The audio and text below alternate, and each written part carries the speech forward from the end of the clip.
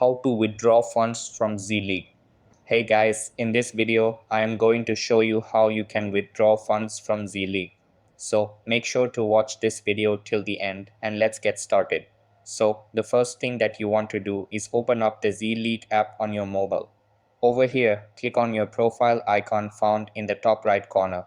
After that, select the cogwheel or settings icon in the top right corner. Then you will see your total balance and withdrawable balance. Over here, your playable balance becomes withdrawable if you play and win games. Next, click on Transactions. Over here, you will see all your transactions and a Cash Out button. Then click on Cash Out and it will ask you how much you want to withdraw. After that, set the amount, for example, $5 and click on Next.